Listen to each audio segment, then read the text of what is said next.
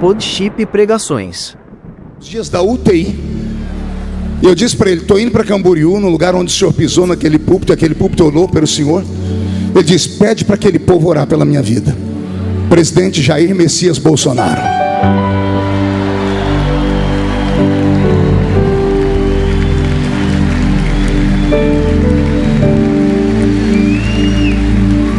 O Brasil te ama, capitão. Irmã Michele Bolsonaro, uma mulher de oração. E eu queria muito que nesse momento nós levássemos a Deus uma prece, uma oração pela vida, pela saúde, pela proteção. Ao lado do pastor, estou profetizando, pastor Bolsonaro, ao lado do presidente Bolsonaro e da irmã Michele, tem um grupo de pessoas que precisam das nossas orações. São as pessoas que injustamente estão presas no 8 de janeiro. Tem pastores presos, tem irmãs do círculo de oração presas, tem jovens presos, pessoas que nunca pegaram em arma, que nunca pegaram em bomba. O crime deles foi protestar, foi falar que eles não queriam um governo comunista governando o Brasil. Estão sofrendo penas duríssimas, penas de 14 anos, 17 anos de prisão. Tem traficante no Brasil sendo solto com 2, 3 anos de prisão. E pessoas que somente protestaram estão presas. Não é justo. E eu queria muito orar pela vida deles, pela família deles. Nós recebemos, né, o Tony Ismael lá em Brasília, dia desse, famílias, pastor. Uma mãe com, acho que são 6 crianças. Uma das crianças não viu o pai ainda, porque ela estava grávida quando ele foi preso. O bebê já tem 2 anos e não viu o pai ainda. Então não é justo que isso aconteça. A nossa nação precisa de uma transformação. Então nós vamos orar pelo presidente Bolsonaro, pela irmã Michele, vamos orar pelo pessoal do 8 de janeiro e por 2 pessoas em especial que eu quero muito sentir no coração. Pastor Silas Malafaia, que tem sido uma voz profética, um guerreiro, tem enfrentado lutas que só Deus sabe, e nós que estamos nos bastidores sabemos como eles têm gana na vida dele. E o deputado Sóstenes, que hoje é o líder da nossa oposição. Sóstenes, essa semana eu estava lá no gabinete dele, recebeu uma intimação por ter dado uma entrevista. O artigo 53 da Constituição Federal diz que nós temos imunidade de fala, e nós estamos sendo perseguidos, estamos sendo processados por falar. Isso não é democracia. O grande pastor americano Martin Luther King, um dos maiores ativistas dos direitos humanos, disse assim: o que me assusta não é o grito dos maus, mas é o silêncio dos bons. Se os bons ficarem inquietos, o mal vai imperar. E hoje não é com você, mas amanhã pode ser.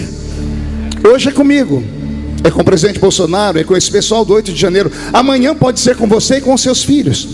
Então eu creio na oração da igreja. Vamos orar? Senhor, nós oramos pela saúde de Jair Messias Bolsonaro. Nós oramos para que o Senhor o dê, ó Pai, de novo, como um poderoso líder para a nação brasileira. Nós acreditamos, ó Pai, que o Senhor usa pessoas para mudar destinos.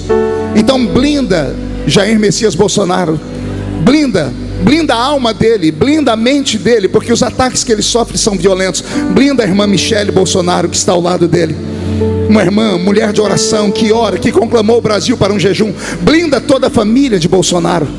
Blinda, Senhor, a família daqueles que estão presos pelo fatídico 8 de janeiro. E trabalhe, Senhor, no coração daqueles que têm autoridade, para que hajam com justiça e liberte aqueles que precisam ser libertados. Aqueles que cometeram algum tipo de crime, como depredação, que paguem, mas dentro da lei. O restante, Senhor, é apenas narrativa, e nós não podemos concordar com injustiças. Senhor, protege o pastor Silas Malafaia, que tem sido uma voz profética. Dá a ele mais saúde, força e vigor. Blinda a vida, Senhor, do pastor Sóstenes Cavalcante, que é o líder da oposição, o líder do PL lá dentro da Câmara, e é um homem de oposição.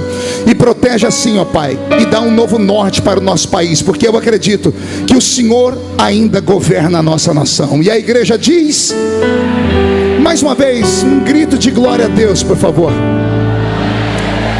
De pé como estamos, abra sua Bíblia comigo no livro do Apocalipse. Aleluia.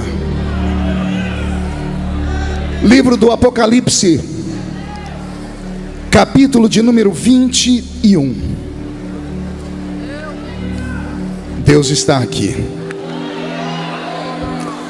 Livro do Apocalipse, capítulo de número 21, versículos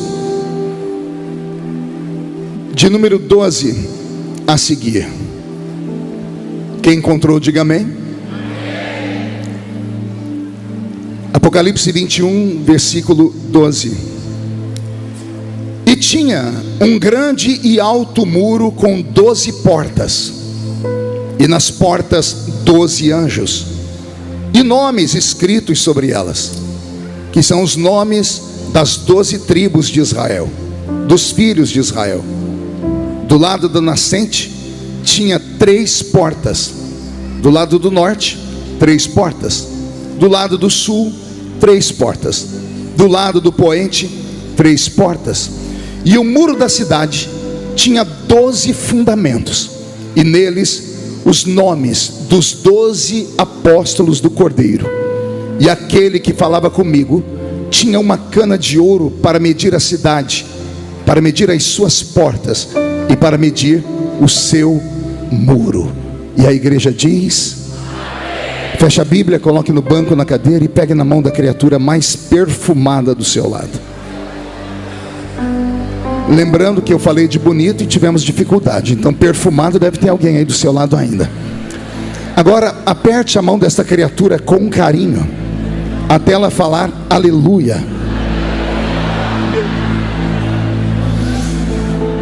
Feche os olhos. Senhor, nós oramos nesse momento e nós clamamos pela sua misericórdia.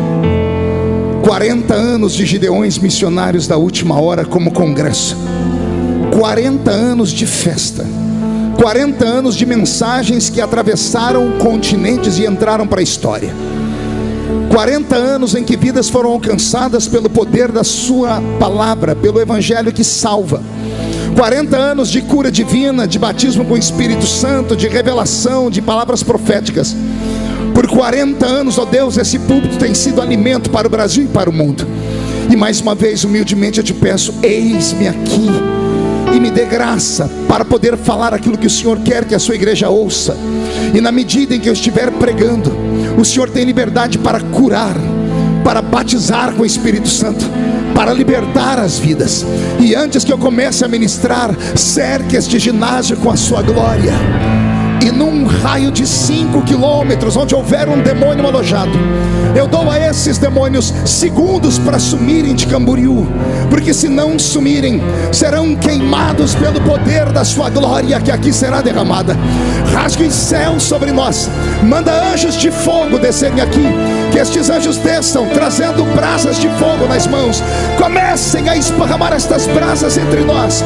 E onde houver um crente cheio do Espírito Santo, pega ele, Jesus, toma ela nas suas mãos agora, agora, agora, agora, meu Senhor.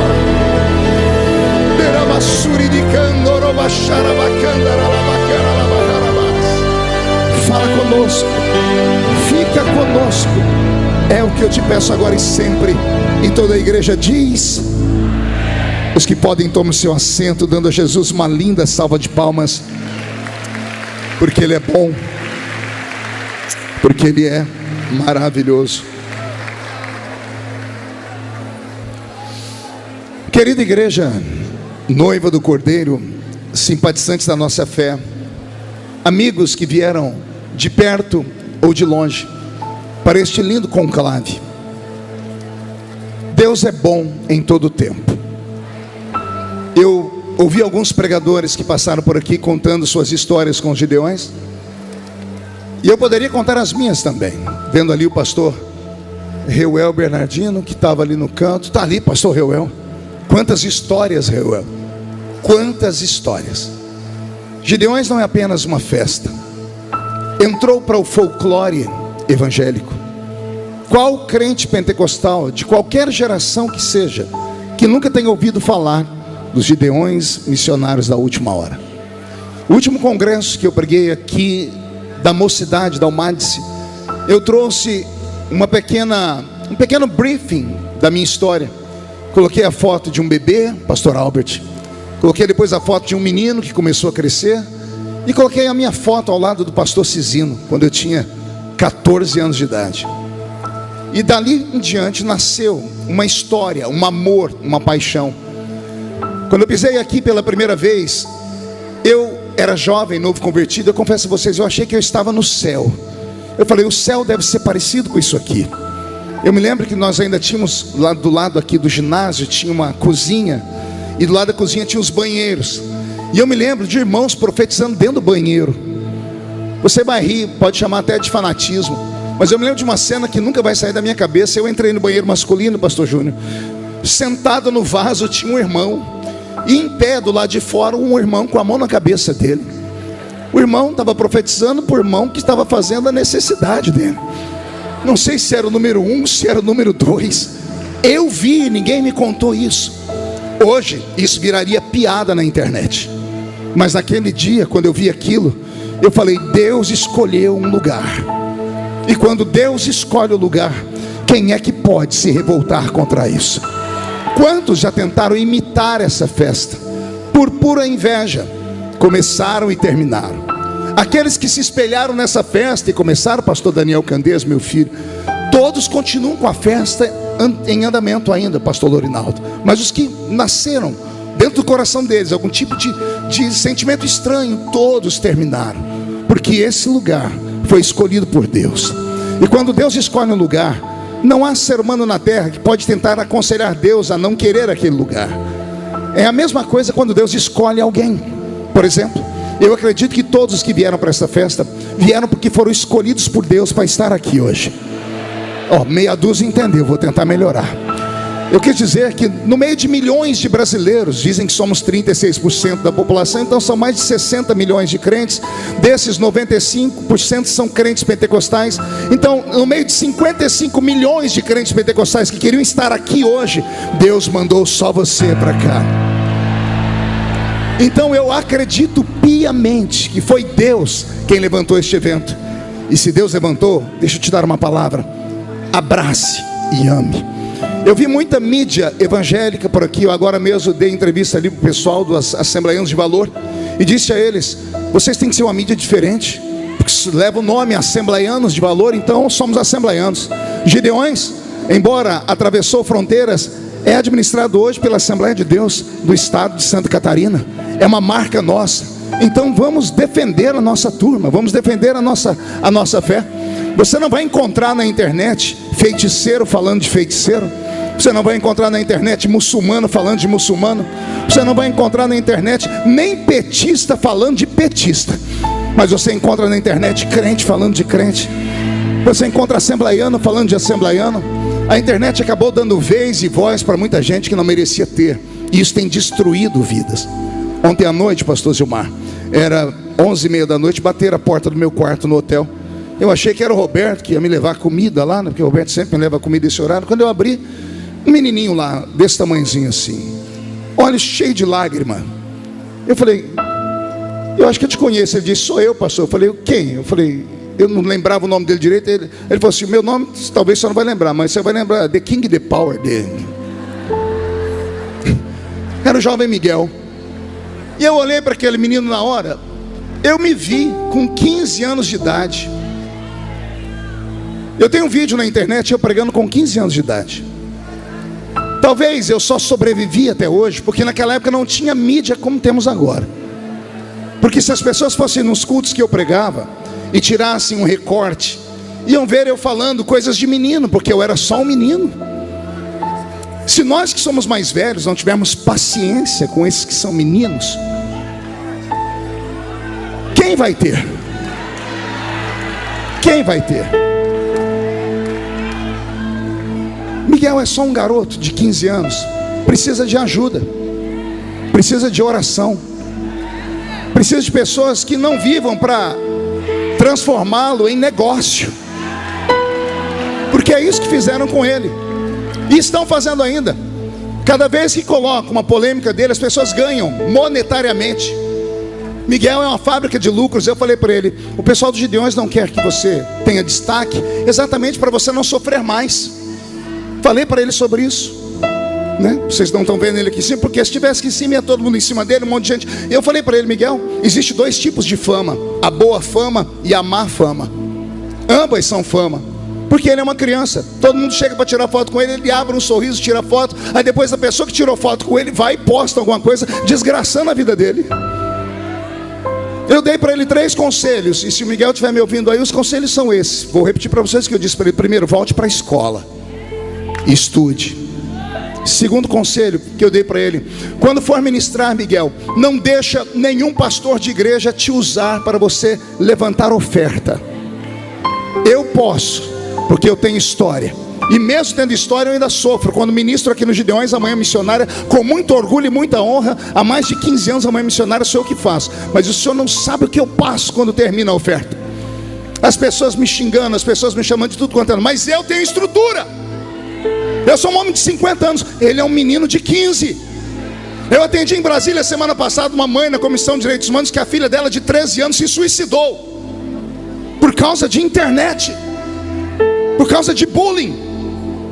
O que as mídias e essas pessoas que vivem como urubus estão fazendo com o Miguel é isso. Estão destruindo a alma desse garoto. Ele é perfeito? Não, não é. Ele faz coisas erradas? Faz. Quem é que não faz? Você que tem 200 anos faz. O que é mais fácil, matá-lo ou ajudá-lo? Então vamos ajudar o Miguel, vamos orar por ele. Vamos pedir a Deus que estenda a sua mão sobre ele. Vamos pedir a Deus que dê a ele força. Miguel, pastor, o pai não é crente. A mãe está com câncer faz 5 anos. E a única irmã que ele tem é feiticeira. Esse é o menino que o Brasil persegue hoje. Esse é o menino que as pessoas querem destruir e acabar. Então, em nome de Jesus, nós vamos orar pela vida dele. Terceiro conselho que eu dei para ele: se forem em alguma igreja pregar, se te convidarem e te aceitarem não ministrando oferta, não deixe que ninguém use celular no culto, porque tudo que filmarem vai te dar problema de novo. E a última coisa que eu pedi para ele de coração: mergulha por um tempo, se esconde por um tempo. Por um tempo, deixa a internet esquecer você até aparecer outra coisa. E o futuro dele será grande se ele ouvir esses conselhos. Quem sabe um dia Miguel não vai estar pregando aqui. A igreja diz um amém por isso? É assim que os crentes agem. Chega de prosa. Ah não, a última, já que eu falei mesmo. Pastor Júnior anunciou meu livro ontem, pastor. Quem vai filmar aqui? Vai aparecer, mas tem que aparecer o nome. Aí só. Histórias que o céu escreveu em mim. Vou repetir: histórias que o céu escreveu em mim. Eu conto para todo mundo que eu não sou um pregador, eu sou um contador de histórias. Todos os dias de manhã, alguém me acompanha no Instagram aqui? E o resto não acompanha não, é? Você está seguindo quem? O Gustavo Lima? Me segue também, @MarcoFeliciano. Ó que simples, não é Marcos, tá? É Marco, @MarcoFeliciano. Todos os dias de manhã eu faço um devocional contando histórias. E isso tem ajudado tantas pessoas a saírem da depressão. Pessoas que pararam, estavam no meio do caminho para se suicidar, pararam. E aí eu transformei aquelas histórias nesse livro. Esse livro está ali na banca dos Gideões, tá? E se você quiser levar, talvez no final do culto eu vá lá para deixar um autógrafo para você. Está ali na banca dos Gideões. E para você que está pela internet, como é que faz para adquirir pela internet? Fala aí no microfone, Roberto. Quem está pela internet, só clicar no link que está no seu Instagram. Ah, no meu Instagram, no link onde na bio, está na bio? Está lá. Tá, entrou no meu Instagram, você clica e eu mando para sua casa, tá bom? Amém, igreja? Agora olhe para o seu irmão e diga: você está bem hoje? Então levante a mão direita, faz um carinho nas costas do seu irmão, diga para ele: vai doer só um pouquinho, tá? Agora aquele grito que só vocês sabem dar.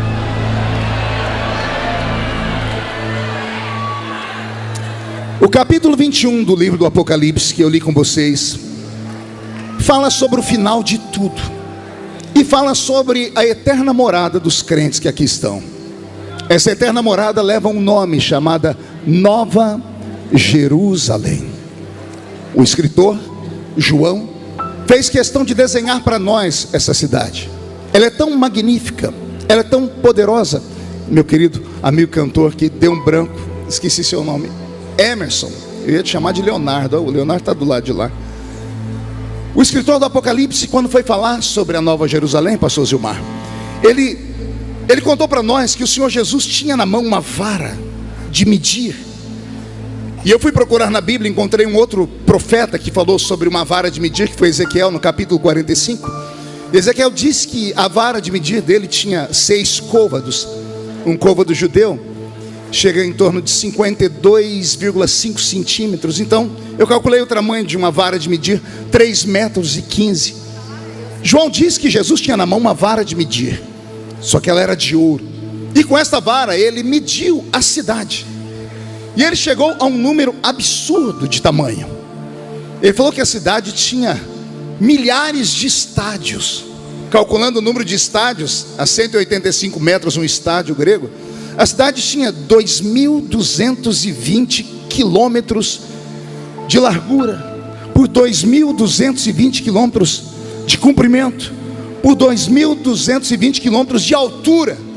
Quando você calcula isso em metros cúbicos, dão 10 milhões de metros. É algo absurdo. 2.220 metros de comprimento, para você ter uma ideia, da cidade de São Paulo até a cidade de Fortaleza. Pense num tamanho, a distância esta é a cidade santa.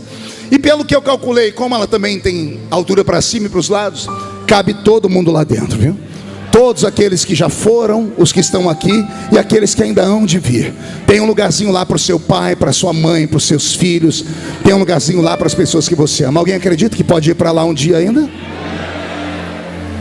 Todavia, quando eu estava lendo o capítulo 21, eu encontrei no versículo 2 a seguinte palavra: e eu, João, vi a santa cidade, a nova Jerusalém, que descia do céu, escute agora, adereçada como uma esposa, ataviada para o seu marido. João disse que a nova Jerusalém, Abner, que descia do céu, era como uma esposa ataviada, pronta para ser entregue para o seu marido. E então eu comecei a imaginar, será que Jerusalém não é muito mais do que nós pensamos? E talvez por isso as 3 maiores religiões do mundo brigam por ela. Você sabia disso? Que em Jerusalém converge as 3 maiores religiões do mundo: o judaísmo, o islamismo e o cristianismo.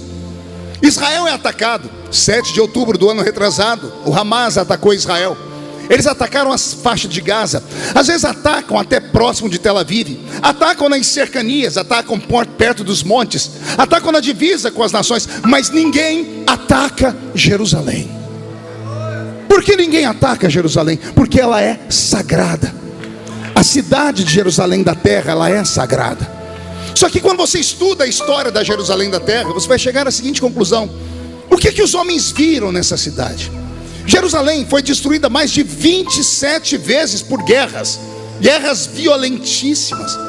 Ou seja, todo mundo quis arrancar um pedaço daquela terra. E quem já foi em Israel? Quem já foi em Israel aqui? Deixa eu ver. Esses aí são testemunhas. Quem não foi e gostaria de ir, recebe a profecia. Eu profetizo que antes de você fechar os olhos no Senhor, você vai conhecer a cidade santa. Pois bem, quem já foi em Jerusalém sabe do que eu vou falar agora. A gente chega naquele lugar, você espera o Or-Concur, um ponto fora do lugar, e você encontra uma cidade que tudo nela acaba machucando a gente que é do ocidente. O sol é extremamente quente, as pedras são muito brancas, a água é saloba, a comida não é boa, a não ser lá no hotel que você fica, que você vai de manhãzinha para tomar um café da manhã, tem até feijão feito. Você saiu de dentro do hotel onde hospedam os estrangeiros, você não consegue comer bem. Você vê Jerusalém no meio do nada, perto de lugar nenhum, cercada com 7 montanhas. E você se pergunta, por que destruíram Jerusalém tantas vezes? Tem algo de divino naquela terra, tem algo extraordinário. A primeira vez que a Bíblia fala de Jerusalém, poucas pessoas percebem. É quando Abraão, lá saindo de Ur dos Caldeus, encontra por aquela terra um tal de Melquisedeque, um sacerdote sem genealogia, um tipo e uma figura de Jesus de Nazaré. A Bíblia diz que Melquisedeque era rei de Salém. Salém ou Salem é paz. Daí Jerusalém ou Jerusalém. Jerusalém também é chamada de Sião. Todas as vezes que você ver a palavra Sião na Bíblia, ela está falando de Jerusalém. Então Jerusalém é chamada de Salém de Sião e de Jerusalém. A palavra Jerusalém significa a habitação da paz. Por que que as pessoas tentam contra aquele lugar? Porque todos os grandes imperadores lutaram contra aquele lugar. Talvez eles nem sabiam o que estavam fazendo, mas o diabo, esse sempre soube. Aquele lugar é muito mais que um espaço geográfico. Ele aponta para algo muito maior.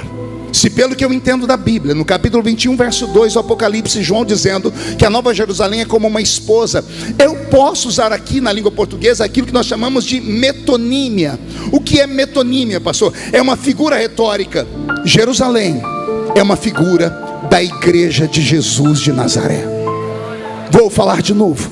Jerusalém é uma figura da esposa do Cordeiro de Deus, que um dia vai estar com ele para todo sempre. Assim as outras religiões, como o Islã e como o judaísmo, talvez se arvorem disso também. Ao saber que Jerusalém é esse pedaço tão santo, talvez eles também tenham pensamentos como os nossos, mas nenhum se parece com o nosso, porque nós acreditamos que nós somos a noiva do Cordeiro de Deus. Quem aqui é a noiva do Cordeiro de Deus? Quem estava aqui ontem ouviu o pastor Júnior pregar sobre isso? Eu acredito no arrebatamento da igreja. Eu acredito que eu estou aqui falando para os remanescentes. Eu acredito que muitos dos que estão aqui me ouvindo pregar não vivenciarão a morte. Eu acredito que muitos que estão aqui terão seus ouvidos afinados no diapasão do Espírito Santo. Eu acredito que Jesus já está de pé. Eu acredito que Ele já está em uma sala, colocando a roupa de noiva e os anjos dando as últimas arremates nas suas vestes. Eu acredito que numa sala do lado está Deus Pai olhando para um relógio invisível que só Ele conhece os ponteiros, e Ele dizendo aos anjos: está quase na hora. Eu acredito que bem próximo a esse palácio, na escadaria, ô Tony, tem lá um arcanjo sentado com uma trombeta de ouro na mão, pulindo ela, dizendo: é só dar ordem, chefe, para se cumprir o que Paulo diz, que dada a palavra de ordem, o mesmo Senhor descerá do céu com alarido, voz de arcanjo e trombeta de Deus, e os que morreram em Cristo ressuscitarão primeiro, e depois nós, os que ficarmos vivos, seremos transformados e arrebatados seremos, e estaremos para sempre com o Senhor Jesus nos ares. E se a trombeta do arrebatamento tocar daqui 5 minutos, e daqui desta linda festa apenas 2 crentes subirem, um sou eu, quem é o outro? Vem comigo, deixa eu ouvir. Ah, Jerusalém! E aí então eu comecei a pensar com a minha mente de pregador, se Jerusalém é uma metonímia da igreja, ou seja, se ela é uma figura retórica que aponta também para a igreja, Jerusalém pode nos ensinar muito. E para falar dos ensinamentos que eu tenho a dar, eu tenho que voltar no tempo. Então aperte o cinto, porque vamos decolar. Temos que compreender como foi que Deus levou o seu povo para dentro dessa cidade de Jerusalém. Não foi há 1000 anos atrás com Davi, quando ele tomou conta da cidade de Jerusalém pela primeira vez, expulsando os jebuseus de lá. Tudo começa bem antes, começa na Mesopotâmia, quando Deus escolhe Abrão, depois transforma o seu nome em Abraão e tira ele daquela terra e o leva para uma terra que Deus ainda lhe mostraria. De Abraão vem Isaac, de Isaac vem Jacó, de Jacó vem os seus 12 filhos. Jacó com seus filhos vão parar no Egito, e depois de 430 anos aprisionados no Egito, Deus levanta um judeu corajoso chamado Moisés. E é Moisés quem, com mão forte, começa a enfrentar Faraó para arrancar o povo de dentro do Egito. Cada vez que Moisés vai a Faraó, ele diz: deixa o meu povo ir adorar. Moisés não diz: deixa o meu povo sumir daqui. Moisés só diz: deixa o meu povo sair daqui para adorar. E Faraó não deixava o povo sair para adorar. Na primeira vez não deixou, na segunda não deixou, e nós conhecemos as 10 pragas que vieram sobre o Egito. E somente na última, na pior, na praga capital, onde todos os primogênitos do sexo masculino, tanto de homens quanto de animais, foram mortos. E aí então Faraó permitiu que Moisés saísse com o seu povo daquela terra. Moisés, na noite anterior, recebeu uma revelação de Deus, que toda família precisaria pegar um cordeiro imaculado, o seu sangue aspergido nos umbrais das casas, e o cordeiro comido por toda a família ou amigos que se reuniam. Moisés deu uma ordem tão estranha. Ele disse: é para comer o cordeiro inteiro, não é para comer só a picanha do cordeiro, nem sei se cordeiro tem picanha, não é para comer só o carrezinho do cordeiro, é para comer o cordeiro inteiro, é para comer as vísceras, é para comer a língua, é para comer o cérebro dele, é para comer todo cordeiro. E não é para comer em forma de churrasco, é para comer com ervas amargas, é para comer com um pão que não tem fermento, é para se alimentar disso. É um momento de reflexão. E há de ser que nesta noite o Senhor disse a Moisés: a casa que tiver a marca do sangue, o meu anjo não passará por lá. Aconteceu exatamente assim. Os egípcios tiveram a morte e os judeus tiveram o livramento.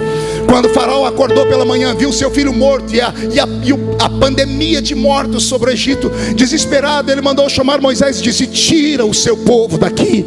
E Moisés então deu um grito ao seu povo. Só que Deus é tão bom que Deus não deixa o seu povo perder nada. A Bíblia diz que na medida que os judeus se levantavam para sair daquela terra, todos os egípcios começaram a dar para eles ouro, prata e riquezas. Eu nunca vi ninguém beneficiar empregado, muito menos escravo. Era maneira de Deus falar assim: vocês trabalharam 430 anos aí sem carteira assinada, sem nenhum tipo de benefício. Agora vocês estão indo embora e não pode sair de mão vazia. Eles oprimiram vocês, agora eles vão devolver para vocês tudo que foi roubado nesse tempo. O povo saiu de lá com ouro, com prata. De onde foi que eles arrumaram ouro para fazer o bezerro de ouro? De onde foi que eles arrumaram ouro para construir depois o tabernáculo do Senhor? Então eles saíram dali enriquecidos. Assim é a saga dos hebreus. E então, quando eles estão saindo ali daquela terra, a caminho da terra prometida, esse Israel, Israel, Roberto, mude a música. Essa nação que nunca entendeu Deus, uma nação que olharam para o céu e pensaram que Deus era uma espécie de monstro, porque é a única coisa que vem ao meu coração. Imagine você ver Deus fazer todos esses milagres, te tirar do meio da terra onde você foi escravizado, te prometer uma terra de milagres onde mana leite e mel, te tirar com milagres extraordinários como o mar vermelho se abrir e as pragas que aconteceram. Você viu, você participou de tudo isso, para 3 dias depois você pegar o seu líder, colocar ele numa parede e falar: por que você nos trouxe aqui, Moisés? Para morrer no meio do deserto? Lá no Egito ainda tinha sepultura, lá no Egito ainda tinha coisas para a gente comer como alho, bravo, cebola e pepino. Deus não conseguia compreender porque aquele povo era tão ingrato. E talvez aqui esteja o pior pecado de Israel.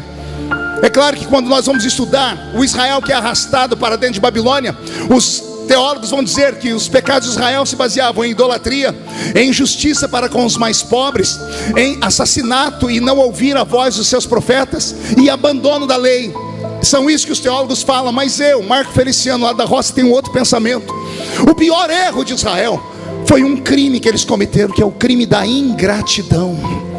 Vou repetir para todos ouvirem: ingratidão. Não tem um pecado pior do que esse. Por que não, pastor? Porque para todos os outros pecados grosseiros existe uma explicação. O que mata, ele avisa: matei em legítima defesa. O que rouba, diz: roubei para colocar comida na boca do meu filho. O que adultera, diz: adulterei por incompatibilidade de gênio. Todo mundo tem uma desculpa para os seus pecados. O ingrato não tem desculpa. Que desculpa vai dar o ingrato que você tira da rua, põe dentro da sua casa? Que desculpa vai ter a pessoa que você tira da boca do seu filho, da roupa da sua esposa e doa para a pessoa? E quando você menos espera, a pessoa vem te dar um abraço de tamanduá e finca uma espada, uma faca nas suas costas. Esse é o pecado da ingratidão. Israel foi ingrato com Deus. Israel olhou para Deus e chegou um certo momento que ele diz: Deus não é Deus, Deus deve ser um Masterchef. Por que quer se meter na nossa comida? Porque Deus disse: não é para comer qualquer tipo de coisa. Alguém disse: não, Deus deve ser um construtor de terno. Como é que chama as pessoas que fazem roupa? Estilista. Deus deve ser um estilista, porque está se metendo na nossa roupa. Ele disse que não é para ter roupa de homem em mulher, nem roupa de mulher em homem. Alguém diz: Deus deve ser uma agente matrimonial, porque está se metendo no nosso casamento. Não quer que a gente case com pessoas daqui ou de acolá. Israel não entendeu que Deus estava protegendo eles. Quem lê a Bíblia Sagrada vai entender o que eu vou falar. Quando começamos a Bíblia, de Adão até a Torre de Babel, nós vemos Deus falar com a humanidade inteira. Mas da Torre de Babel para frente, Deus abandona a raça humana inteira. E Deus só foca os olhos em apenas um homem chamado Abrão, na terra de Ur dos Caldeus. Há uma explicação para isso. Deus percebeu na Torre de Babel que a raça humana estava tão contaminada que não tinha mais o que fazer. Então Deus procurou com seus olhos na terra um homem, disse: desse homem eu vou trabalhar e cuidar. Dele vai vir uma família que eu vou trabalhar e cuidar. Dessa família vai vir um povo que eu vou trabalhar e cuidar. Desse povo eu terei um modelo para que os outros povos os acompanhem. O que é Israel senão um modelo. Deus queria que a mulher judia, ao andasse pelas ruas e pelas estradas, as pessoas não tivessem dúvida se ela era uma mulher ou se era um homem. Deus queria que o povo de Israel no meio do deserto não sofresse com doenças que viessem com a alimentação de carnes rançosas, com a alimentação de carnes de animais impuros. Deus queria que o povo visse como é que esse povo está tão saudável. Deus queria que Israel fosse um modelo, mas aquele povo não entendeu. A Bíblia Sagrada vai me dizer que Israel, quando entramos, por exemplo, pelo livro dos Juízes, por 270 anos eles se curvam diante de outras nações, eles caem, se levantam e caem parecendo bebuns. Quando tudo estava bem, ao invés de adorarem a Deus e glorificá-lo, olha eles pegando o que trouxeram do Egito. Trouxeram do Egito Baal, Astarote, Azera, Marduk, os deuses da Mesopotâmia antiga. Ora, quando tudo desabava, eles pediam perdão a Deus, escondiam os ídolos, não quebravam, escondiam, e Deus por misericórdia ia e socorriam eles. Isso aconteceu por um período de quase 3 séculos, e Deus começou a compreender que esse povo também não tinha mais cura. Então Deus levanta profetas fortes. Deus levanta Jeremias, Deus levanta Isaías. Deus começa a dizer: se vocês não se converterem, eu vou ter que dar a vocês um remédio mais forte. Até agora foi só Cibalena, até agora foi Dorflex, e vocês não estão entendendo. Até agora foi só uma microcirurgia dentro do consultório médico. Pelo jeito, eu vou ter que dar a vocês um tratamento mais pesado. Vou ter que dar um tratamento de quimioterapia, de radioterapia. Vou ter que deixar médicos abrirem vocês por inteiro, para vocês entenderem que vocês não são normais, que vocês estão no mundo, mas não são do mundo, que eu levantei vocês para serem um modelo daquilo que eu quero que o mundo seja. Eu abro um parênteses aqui para dizer que assim como houve um Israel no Velho Testamento, alguém no Novo Testamento vai nos chamar de novo Israel. Tem teólogos que não concordam com isso, tem teólogos que não fazem comparação entre Israel e a igreja, mas eu faço. Tudo que está escrito no Velho Testamento, o Novo diz: aprenda para vocês não errarem também. Siga os passos, porque quem não conhece o passado está fadado a repeti-lo. E não é que o Israel da Bíblia Sagrada não seguiu os exemplos, e não é que o Israel do Novo Testamento também não seguiu os exemplos. Quando eu falo de Novo Testamento, quando eu falo de igrejas que se perderam, eu não preciso falar do século 21, é só voltar dentro da Bíblia Sagrada. No livro de Apocalipse mesmo, no capítulo 3, verso 20, tem um versículo, grande pregador, que todas as vezes que eu era criança, eu pregava no meio do culto ar livre, com o microfonezinho na mão, dizendo: ei pecador, assim diz o Senhor para você, Apocalipse 3 e 20, eis que estou à porta e bato, pastor Ítalo. Se você ouvir a minha voz, eu entrarei aí dentro e cearei com você, você será comigo. Eu preguei isso para o pecador. Eu ainda dizia: a batida na porta é o seu coração. Enquanto você está vivo, Deus está te chamando. É bonita a interpretação, é até de uma simples hermenêutica, mas o texto sagrado não está falando isso. O texto de Apocalipse 3 e 20 tem endereço, é uma igreja que está na Ásia. Respire, uma igreja fundada no alicerce da palavra, uma igreja fundada por apóstolos. Não é uma igreja como nós, que viemos, sabe Deus de onde, nem sabemos direito para onde vamos. Uma igreja que foi fundada por aqueles que andaram ao lado do Salvador, que foram testemunhas vivas dos seus milagres. Jesus está na porta de uma igreja, batendo, dizendo: eu estou aqui na porta tentando entrar. Se alguém ouvir a minha voz e abrir a porta, eu entro. Olha, você não entendeu ainda. Eu estou falando que já na Bíblia Sagrada, não precisamos sair da Bíblia, não precisamos atravessar o 1º, 2º, 3º século, é só entrar na Bíblia.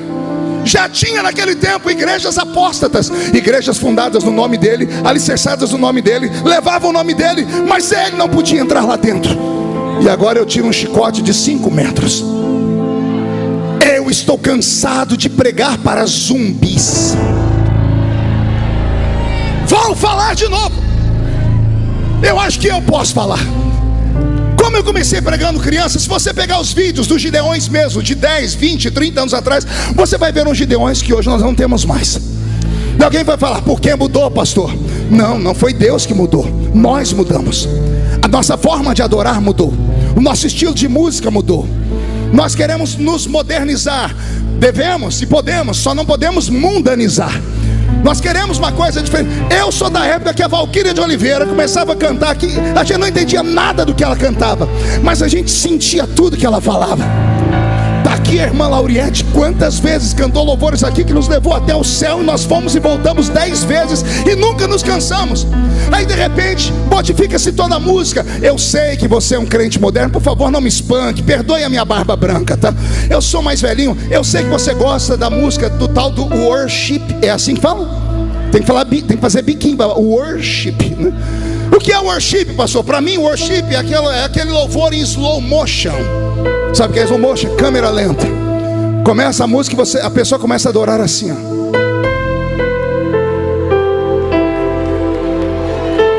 Parece o Neo do Matrix. Você pode gostar do worship, você só não pode concordar, porque um dia desse eu assisti um debate dessas bandas de worship dizendo assim: não, os assembleianos não adoram, nós somos adoradores. Por que não? Porque o estilo deles é forró, o estilo deles é isso e aquilo. Ah, se eu tivesse lá, ah, se eu tivesse lá, eu ia falar para eles: então só vocês são os adoradores, porque vocês cantam baixinho, porque vocês cantam olhando para o trono, porque vocês cantam e ficam repetindo um monte de vezes. Quer dizer que nós que cantamos foi na cruz onde um dia eu vi meus pecados castigados em Jesus. Quer dizer que nós não somos adoradores. Quer dizer que quando nós cantamos aqui um louvor antigo, como cantou aqui o Emerson e nos arrebatou, isso não é louvor? Por favor, vai encontrar um tanque cheio de roupa suja para lavar. Adoração verdadeira não tem a ver com o estilo musical, tem a ver com a fé que está dentro do adorador e com o impulso que ele tem para louvar.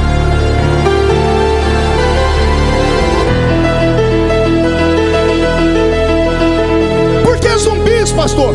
Porque ultimamente eu ando pregando em lugares que eu tenho que ficar jogando fogo no povo e ainda não funciona. Porque aí meia dúzia de desavisados faz um cortinho na internet e coloca lá e ficam tirando sarro na gente. Tiram sarro dos nossos pulos, tiram sarro das nossas coreografias espirituais. Ah, se eles soubessem onde estão tocando.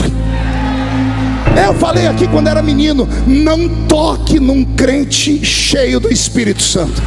Não toque em um adorador verdadeiro. É a mesma coisa que você enfiar a mão numa caixa de maribondo. Se você não entende porque que o irmão do seu lado ficou em pé agora, se você não entende porque o maluquinho ali está fazendo assim, se você não entende porque alguém está pulando, fecha o olho e fica quieto. A pergunta que eu faço é: se você não gosta, por que você veio aqui?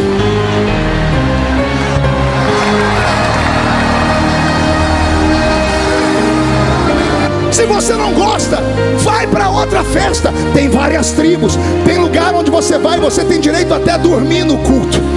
Dia desses eu preguei na Europa e numa igreja, na entrada da igreja, na porta, tinha uma sala para fumantes. O culto fica entediado, as pessoas levantam, vão lá e fumam. Você quer ter igreja para tudo quanto é gosto, mas se você é um crente raiz, vou falar de novo: se você é um crente raiz,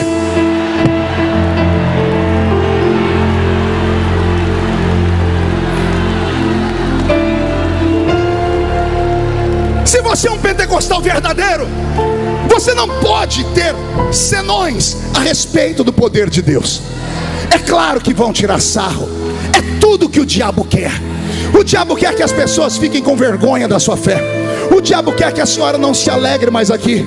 Só para a senhora, deixa eu te lembrar: quando a senhora entrou na igreja estava depressiva, a senhora estava querendo se matar, o marido te batia, a senhora era uma mulher quietinha, aí foi subir um monte para orar, se envolveu com esses crentes de oração e ficou valente.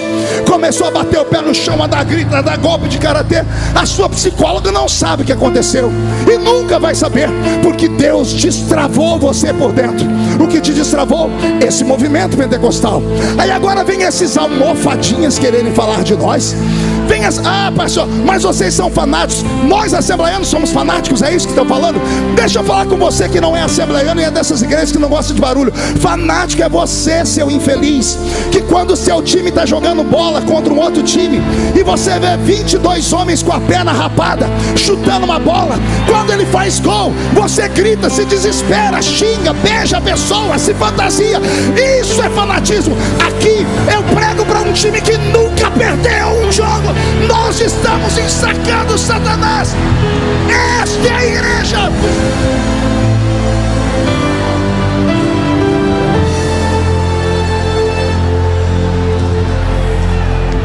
Me deixe falar agora com os teólogos. Qual câmera vai me jogar para o telão? Você, teólogo, permita-me falar com você. Não me importa a sua linha de raciocínio armeniano, calvinista, pré, pós, milenista, não me importa. Reformado, anglicano, ortodoxo, católico, carismático, evangélico, pentecostal, neopentecostal, não me importa a sua tribo. Aqui na Bíblia Sagrada nós temos 2 momentos para o Pentecoste. 2. Um com homens iletrados, um com analfabetos, e um com o maior de todos os eruditos do Novo Testamento. Falarei de novo.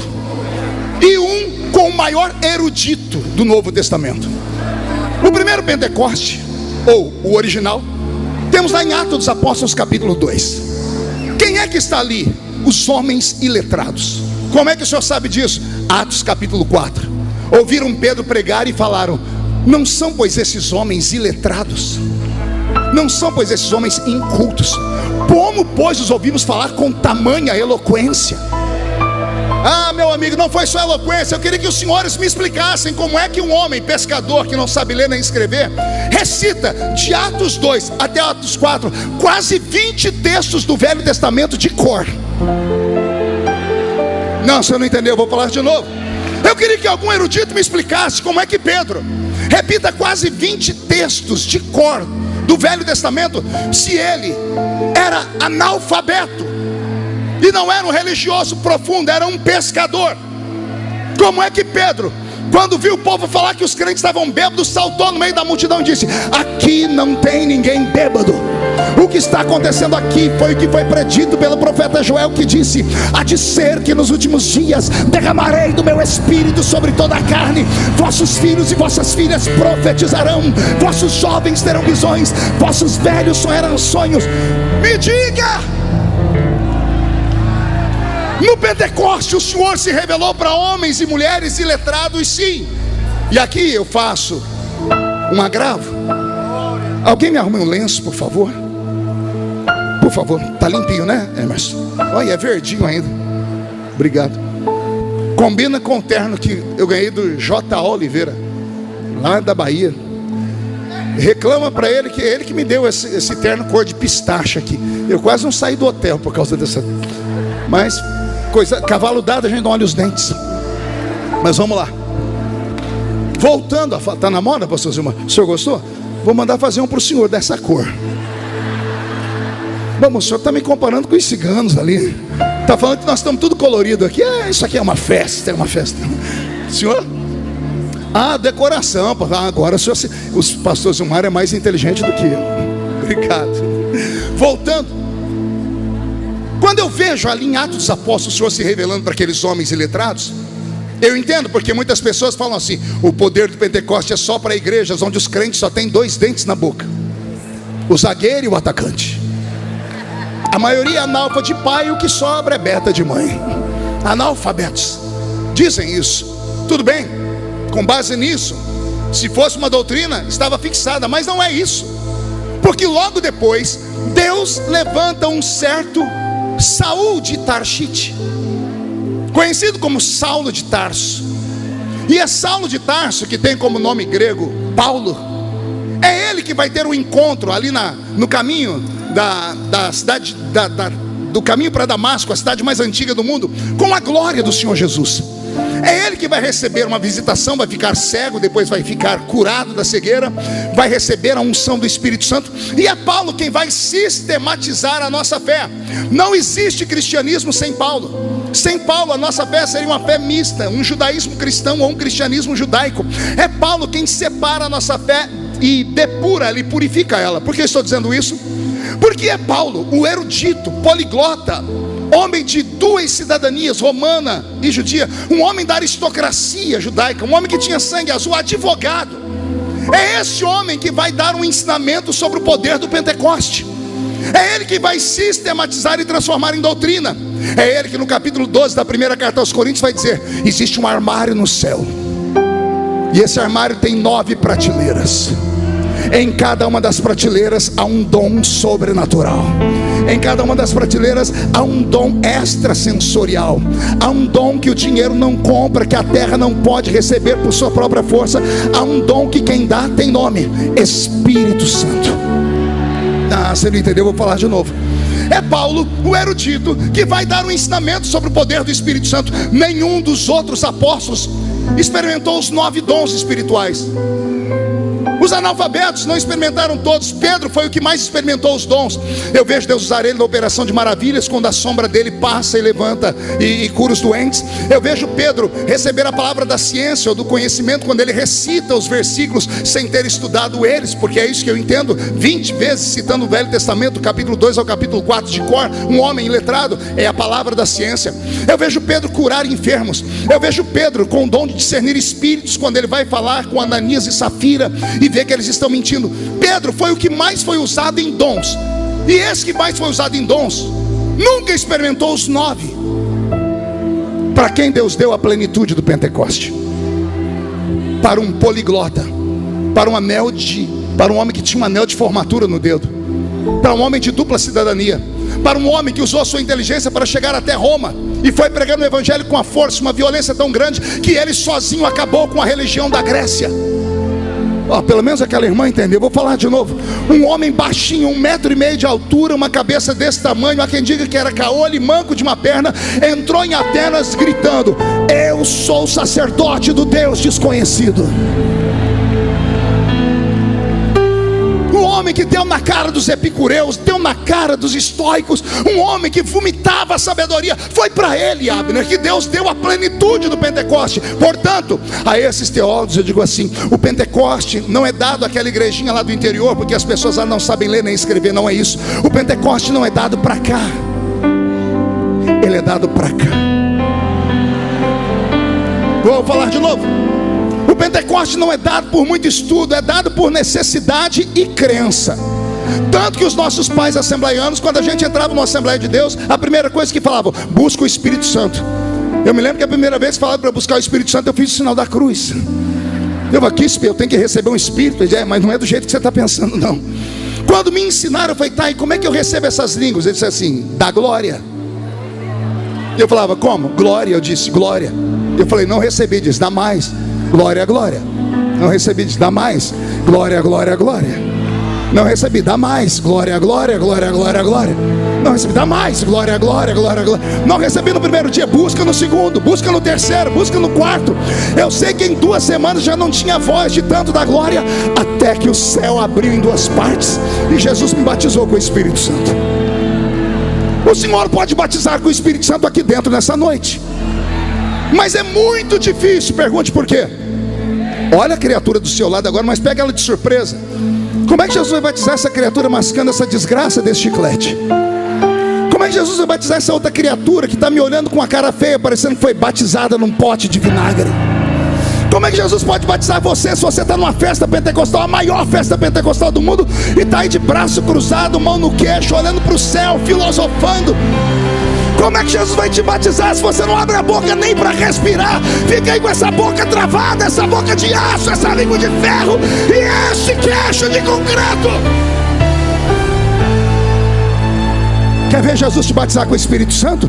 Sai da terra comigo. Como, pastor? Sei lá, entra no manto do mistério. Pastor, mas eu estou em Camboriú. Eu sei, fecha o olhinho e lembra que você estivesse no monte. Me imagino que você não está ouvindo essa música do Roberto. Eu imagino que você está ouvindo Divisa de Fogo, Varão de Guerra. Ele chegou na terra, ele chegou para guerrear. Pensa que você está ouvindo a música da irmã Lauriette do Elias. Esses são os dias de Elias. E aí, por favor, esquece quem está à sua esquerda e à sua direita, à frente e atrás, porque quem fala de você não paga as suas contas. Quem fala de você não vai te visitar quando você está doente. Quem fala de você não te ajuda quando você precisa. Então para de olhar para a terra e foque no céu.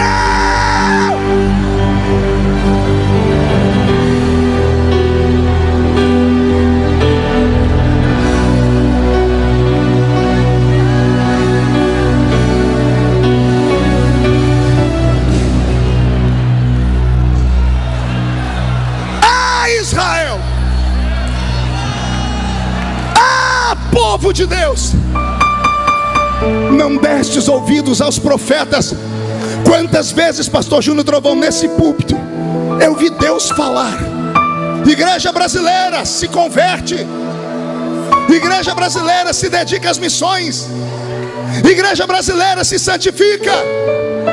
E as pessoas acharam que era uma brincadeira. E de repente aconteceu conosco o que aconteceu com Israel no ano 587 a.C. Nabucodonosor invade a Terra Santa. Por 1 ano e meio ele cercou Jerusalém. Interessante, pastor Júnior. Ele não cercou outras cidades pequenas, ele cercou Jerusalém. Por 1 ano e meio não entrou comida na cidade. As pessoas começaram a morrer de fome dentro da cidade, até que se entregaram. Nabucodonosor entrou pela porta da frente. Das 12 portas, não sei qual delas, ele entrou pela porta da frente. A primeira coisa que ele fez, colocou fogo no templo. Depois que colocou fogo no templo, a Bíblia diz que ele despedaçou a muralha que cercava Jerusalém. E agora que o templo está queimado e a muralha está destruída, o povo ficou vulnerável. Porque diferente dos outros povos, qualquer imperador iria no palácio, arrastaria o rei para o meio da rua, tiraria a coroa dele e disse: eu prendi o seu rei, vocês estão presos. Nabucodonosor estudou a filosofia dos judeus e sabia que, embora eles tivessem rei humano, Israel ainda acreditava no rei dos reis. E como é que você destrona Deus de uma nação? Vá no símbolo religioso deles, entre no templo, queime o templo, roube os utensílios sagrados, mate os seus sacerdotes. E quando o povo viu que Deus não defendeu a sua própria casa, o povo se entregou. Eu imagino um olhando para o outro dizendo: aconteceu isso no tempo dos juízes, é só a gente chorar um pouquinho, Deus vai perdoar a gente. Foram levados em 3 levas para dentro de Babilônia. A primeira leva, 1 milhão de pessoas. Na segunda leva, mais 1 milhão de pessoas. Tiraram das cidades os meninos inteligentes, aqueles que tinham conhecimento. Nessa leva vai Daniel, Ananias, Misael, Azarias. Ezequiel vai no meio desta leva. Israel agora está aprisionado. E detalhe, Jerusalém está destruída e desguarnecida. Ela não ficou vazia. Deixaram lá os pobres, deixaram lá os cadavélicos, deixaram lá aqueles que já não tinham mais nenhum tipo de aptidão para sobreviver. Os que foram para a Babilônia perderam a ânsia, a vontade de viver. Você vai encontrar nos Salmos alguém dizendo assim: ei, cante um cântico de Sião para nós. E você vai ouvir os judeus falar: como podemos cantar um cântico em terra estranha? Não há mais ânimo em nós.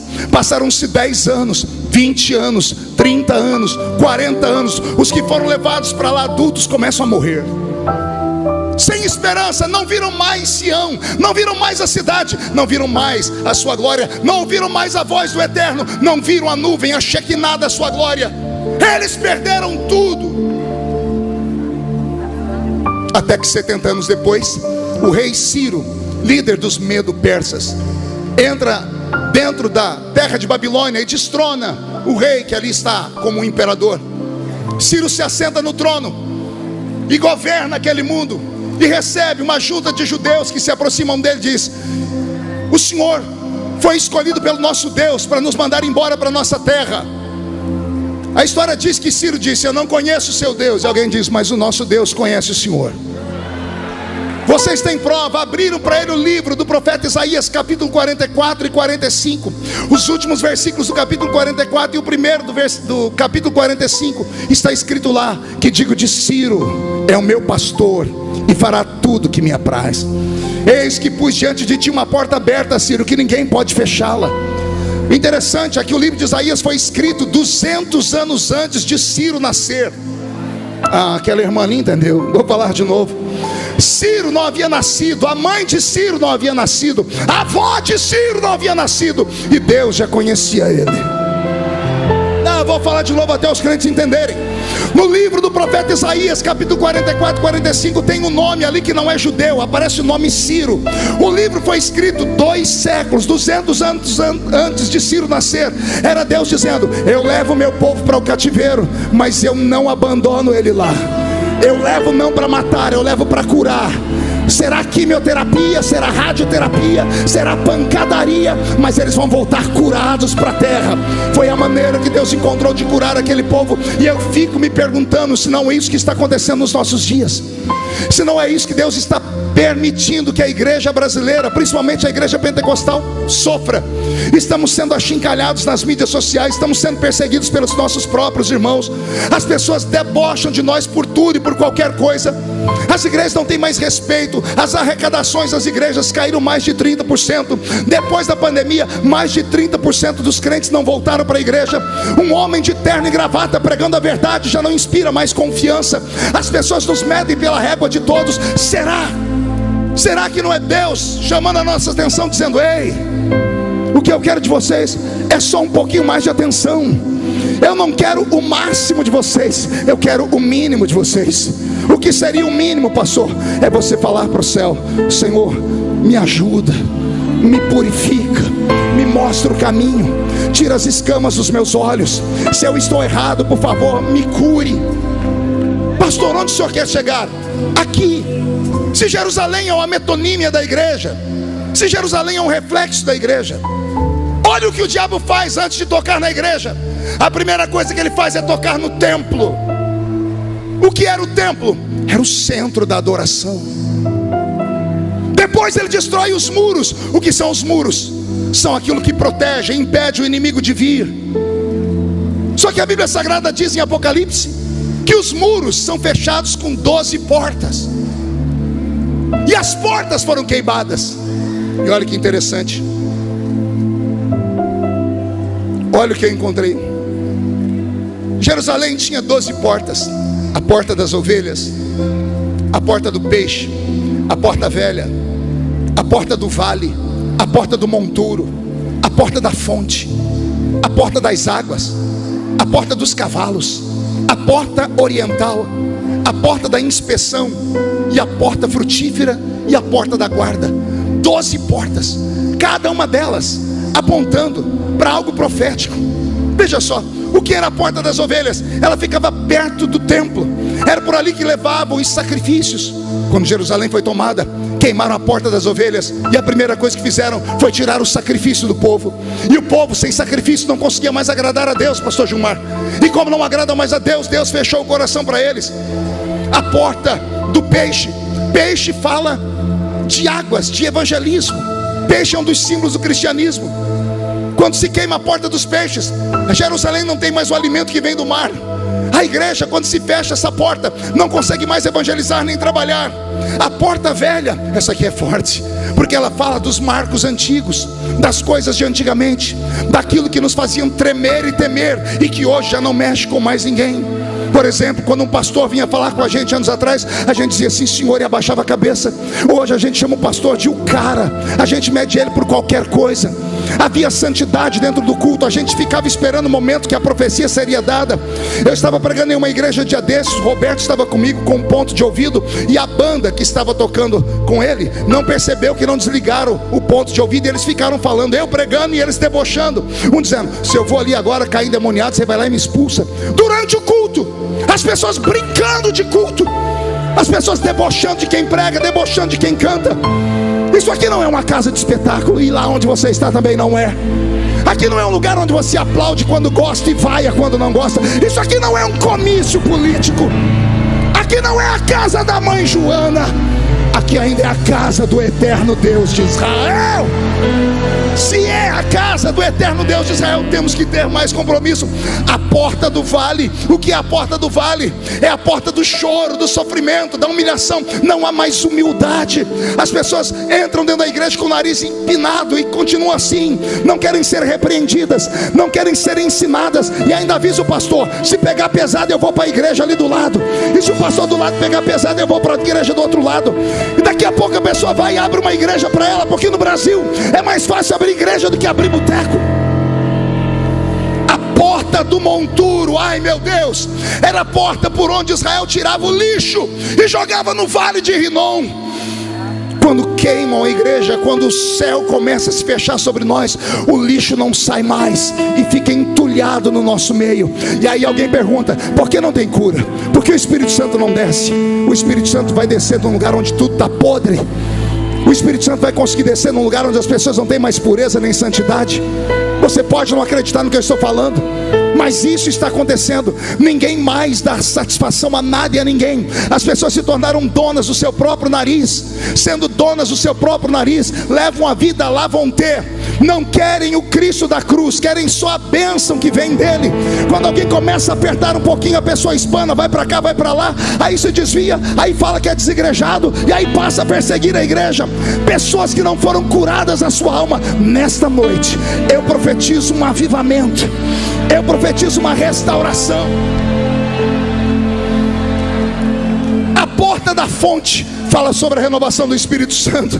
A porta dos cavalos fala sobre batalha espiritual, porque os cavalos é que levavam eles para a guerra. A porta oriental era a porta por onde o Messias haveria de entrar, e todas as outras portas. Quando Jerusalém foi sitiada, primeiro destruíram o templo, a adoração. Depois destruíram o muro, aquilo que cercava, que protegia. E depois destruíram as portas. Olha aqui, diga: templo, muro, portões. De novo, esses três: templo, muros e portões. Nossas igrejas estão desguarnecidas. Primeiro, porque a nossa adoração está minguada. O templo fala de adoração. As muralhas falam dos ensinamentos bíblicos. Ensinamento profundo. Não, vem aqui que você vai receber, vai ganhar, você vai chegar lá, você vai dar certo. Não aquela pregação onde alguém olha para você e diz assim: ô lindinho, fofinha, coisa fofa.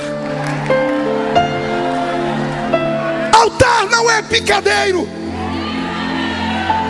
e pregador não é palhaço. E vocês não são uma plateia que precisam ser avivadas, animadas. Vocês são a noiva do Cordeiro de Deus. Precisamos resgatar tudo de volta.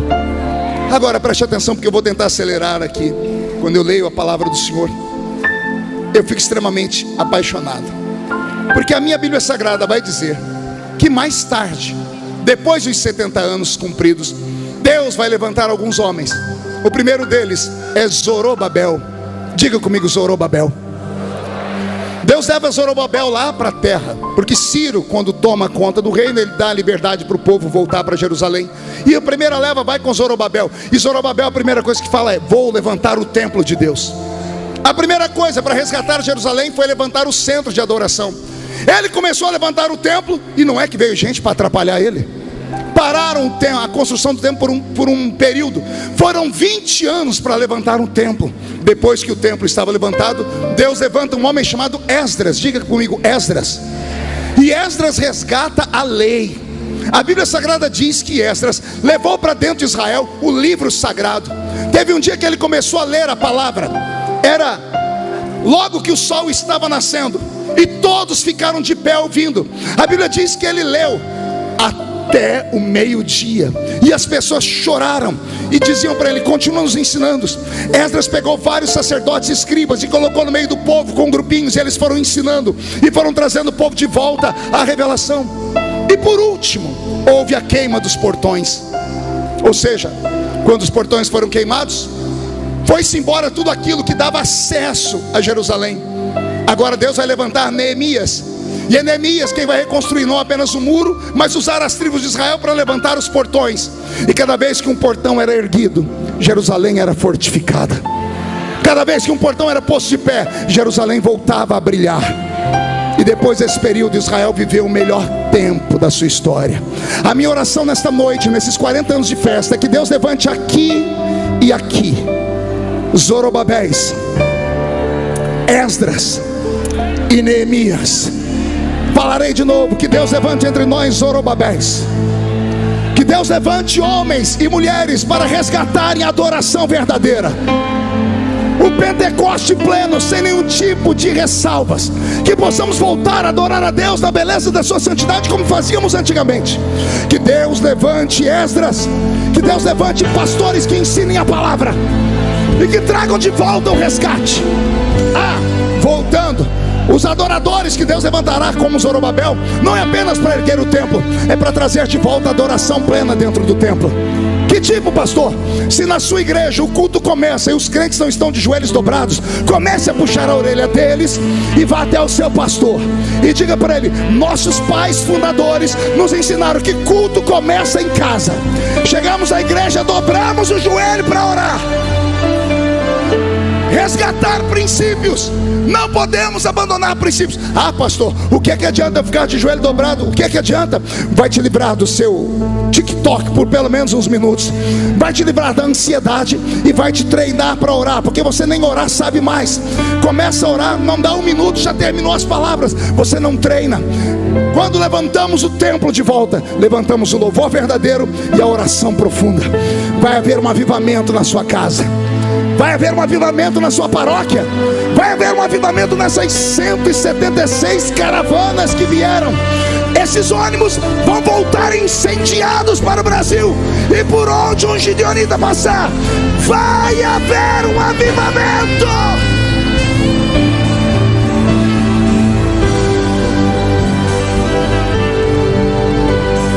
Já estou terminando. Deus levantará outros Esdras, homens que pegarão a palavra e lerão ela na íntegra, e interpretarão ela como tem que ser interpretada, jogando na lata do lixo esse espírito maligno dos dias em que estamos vivendo, que a ciência e a filosofia insistem em dizer que é um tempo de pensar. Chamam a pós-modernidade ou a pós-verdade de um tempo onde as pessoas querem questionar. Traduzem isso por relativismo. Chega de relativismo. Em nome do relativismo, pregadores ungidos do passado estão dando entrevistas em podcasts dizendo assim: temos que reinterpretar a Bíblia. Temos que trazer a Bíblia para o nosso tempo e inserir os nossos irmãos homossexuais dentro dela. Temos que falar para eles que Malacói, que vontade de dar um cascudo na cabeça deles. Relativizam tudo, estão enganando as pessoas.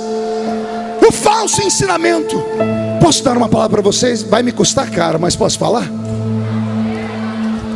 Pior do que um feiticeiro dentro da igreja, caindo endemoniado, é alguém que se diz pastor e coaduna com os erros do povo.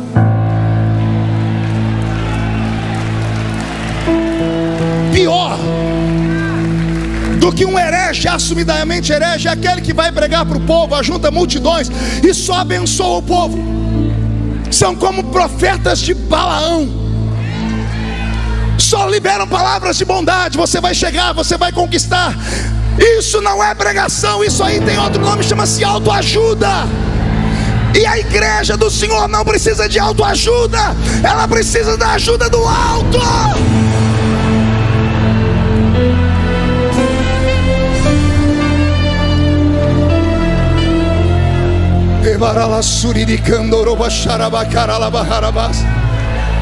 Precisamos resgatar o que estamos perdendo. Pastores, ensinem na sua igreja a proteger as famílias. Nossas famílias estão sob ataque. Temos a família tradicional, que é muito mais do que tradicional. Ela é a família primeira. Ela é a família ancestral. É a célula máter da sociedade. Um homem, uma mulher e os filhos que advêm dela. Pastor Marco, mas e as outras famílias? Existem, eu não fecho os olhos, mas são chamadas de arranjos. Arranjo familiar. O que é um arranjo? É uma coisa que você vai adaptando. Nós não podemos fazer da exceção uma regra. É o contrário, é da regra para a exceção. Não somos nós nos adaptarmos àquilo, são eles que têm que se adaptar a nós. Mas a nossa falência, a falência da nossa fé, a nossa covardia, o nosso medo de irmos presos, a vontade de andarmos de bem com todo mundo, agradar gregos e troianos, nos levaram a esse ponto de convergência que não tem mais como voltar. Está aí. Olha o que acontece hoje com as pessoas. Entram dentro da sua casa e tomam a guarda do seu filho. Para isso, não é preciso fazer muita coisa. Basta você provocar angústia na sua criança, e a sua criança estiver lá na escola. Esse dia desse eu fui buscar a Aurora na escolinha dela, minha neta.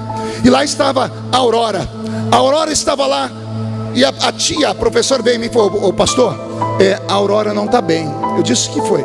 Ela está quietinha num canto. O senhor sabe se aconteceu alguma coisa com ela? Muito obrigado. O senhor sabe se aconteceu alguma coisa com ela em casa? Eu falei: por quê? Não, porque a gente tem que saber tudo. Eu saí dali com a Aurora e fiquei pensando: mundo maldito. Quando votaram lá em Brasília a lei da palmada, alguém lembra?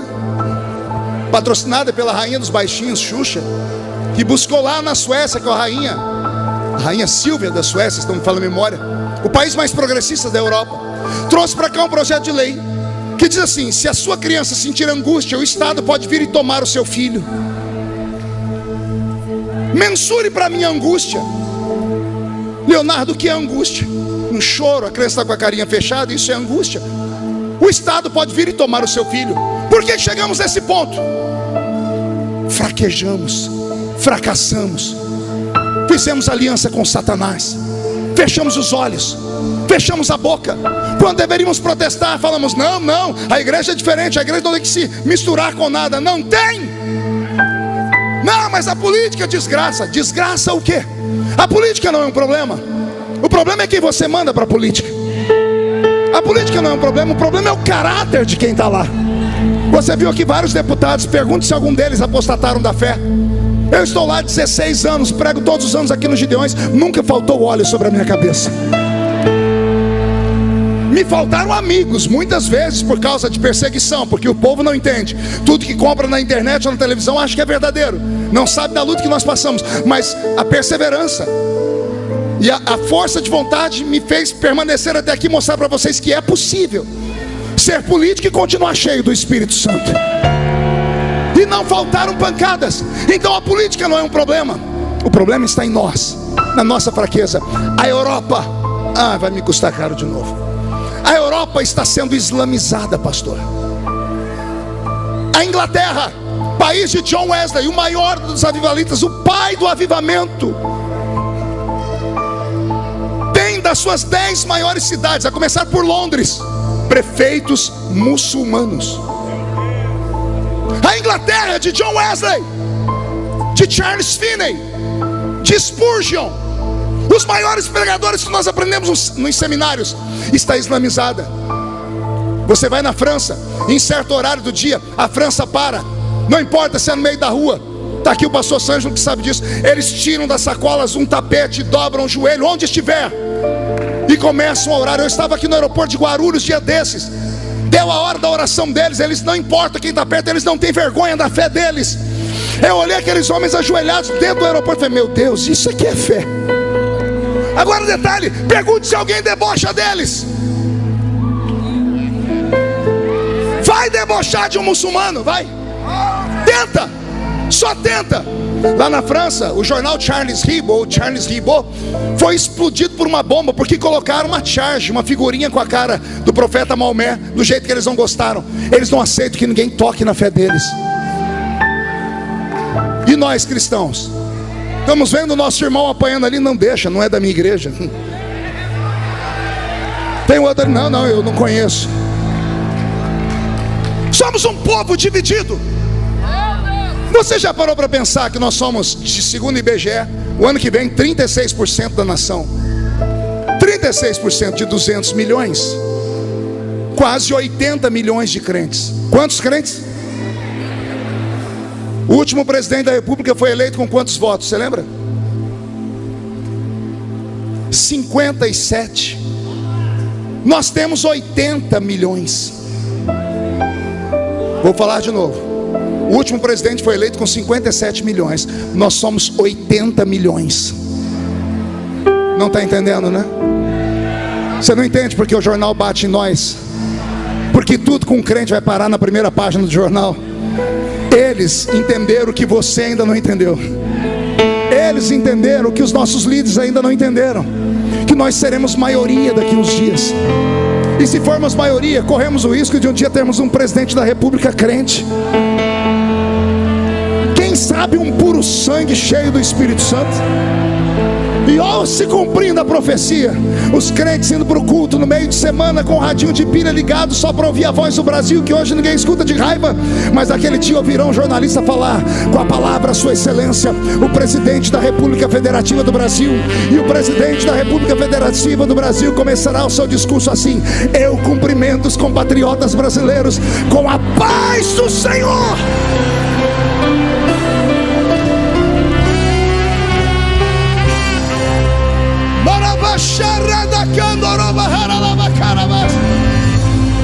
Escuta, a igreja brasileira, somos a resposta para o mundo. Seremos os últimos missionários antes que o anticristo desponte. O mundo inteiro ama brasileiro, quer seja pela comida, quer seja pelo futebol, quer seja pela música. Onde o brasileiro chega, ele é aplaudido e abraçado. E eu tenho uma resposta profética para isso. Pergunte por quê. Só falo se todo mundo perguntar. Porque aqui ó,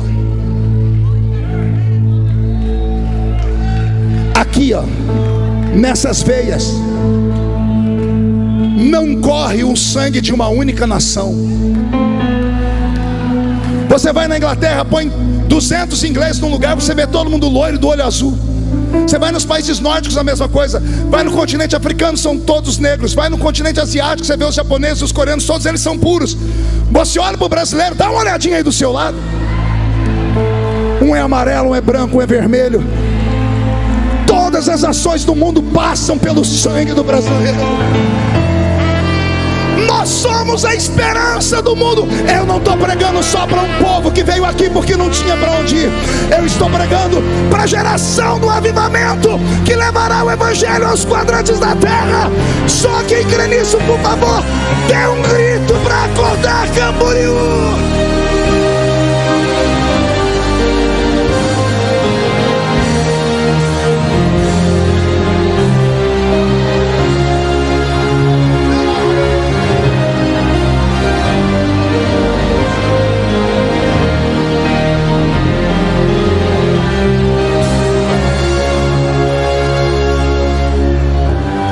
França, eu uso a França como exemplo, porque a França é o país de onde saiu a esquerda.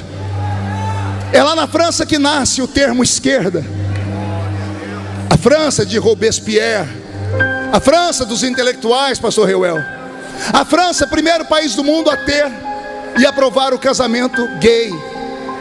A França, primeiro país do mundo a aprovar o aborto, e agora colocar o aborto na Constituição Federal. Não é só uma lei como a nossa aqui, uma lei ordinária. Lá está na Constituição, é uma cláusula pétrea. Toda mulher francesa tem direito a abortar o seu filho, não importa em que situação seja. Aqui no Brasil, esse governo maldito em quem muitos crentes votaram, o ano passado aprovou uma lei, a lei da sistolia fetal. Sabe o que é a sistolia fetal? É a mulher chegar no médico e falar assim: eu quero abortar o meu filho, ela dar uma desculpa. A criança tem mais de 5 meses. O médico é obrigado a pegar uma injeção de potássio e dar no coraçãozinho da criança de 5 meses. É isso que acontece hoje. E por que isso acontece? Porque os crentes estão calados, acovardados, amedrontados, ou na sua zona de conforto, cuidando das suas big techs, das suas big igrejas, das suas igrejas modernizadas, das suas igrejas com ar-condicionado, mídia de última geração, música pomposa, com cafezinho na entrada, com sala VIP para quem quer que seja. Não sou contra nada disso, desde que essa igreja pregue a verdade, desde que ela fale a verdade.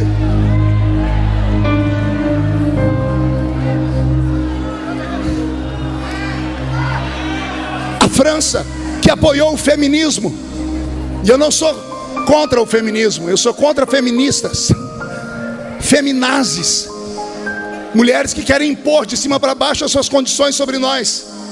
Essa França, olha o que aconteceu com ela. Aprovou a morte das crianças, aborto. Aprovou o casamento de pessoas do mesmo sexo. Pessoas do mesmo sexo não geram filhos. Estimulam a mulher a buscar todos os seus sonhos. A mulher deve buscar todos os seus sonhos. Todavia, a maioria delas não querem mais ter filhos. Aí você tem uma nação onde a mulher, em busca do seu protagonismo, ela abre mão de algumas coisas, porque não dá para ter tudo ao mesmo tempo. Não casam. A França é o país que tem as maiores aberrações do mundo. Eles deixam toda a fortuna que tem para pets. E é bonito ver um petzinho bem cuidado. Eu amo cachorrinhos. Mas eles deixam fortunas, porque não tem filhos para quem deixar. Vai marcando aí. Não tem filhos. Casam pessoas do mesmo sexo, não tem filhos. E os que engravidam, autorizam matar. Resultado, não tem filhos. E qual é o maior produto de um país? Não é o que sai da terra, é quem cuida da terra. O maior produto do país é o seu filho. O maior produto da França é o francês. O maior produto do Brasil é o brasileiro. Mas a França não tem filhos. E aí eles olham para frente e dizem assim: quem é que vai trabalhar? Aí eles abrem as fronteiras. Vamos trazer mão de obra barata. Vem de onde? Oriente Médio. Aí do Oriente Médio vêm as famílias muçulmanas. Famílias extremamente enraizadas na sua religião, que não abrem mão dela por nada, que morrem por ela, que matam por ela. Aí vem um casal de muçulmanos que tem no mínimo 8 filhos. Alguns chegam a ter 15, 16 filhos.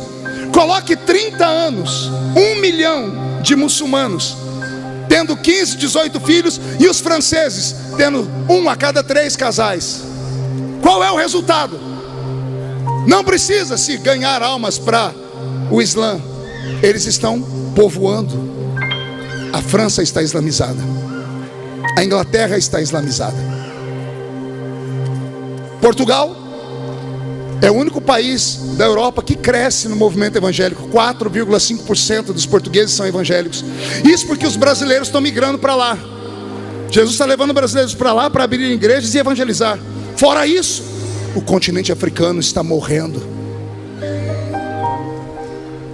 O diabo nos cegando, porque sabe que nós aqui dentro, aí do seu lado, tem uma bomba atômica de Deus. Gideões, pastor Gilmar, vai voltar a despertar paixão missionária. Vou falar de novo. Gideões vai voltar a fazer o coração dos nossos filhos pulsar. Não apenas para serem pregadores aqui, mas para serem pregadores ao redor do mundo. Eu acredito que a África ainda vai ouvir falar de Jesus. Eu acredito que a janela 1040 vai ouvir falar de Jesus. Eu acredito que a China comunista não vai por muito tempo amordaçar os nossos filhos. Nossos filhos entrarão lá e ganharão almas. Eu profetizo um avivamento. Eu profetizo que se os grandes não querem, Deus levantará os pequenos. Se as grandes igrejas, essas pomposas, não querem, Deus vai levantar aquela igreja na esquina da sua casa. Aquela lá, Jesus foi ali e já volta. Vai derramar sobre ela unção, vai derramar sobre ela glória. Por quê? Porque o Senhor vai resgatar de volta a adoração perfeita. O Senhor vai resgatar a muralha. Nós não deixaremos mais o inimigo minar a nossa cidade. O Senhor vai restaurar as portas. Restaura, restaura, restaura, restaura, restaura, restaura, restaura.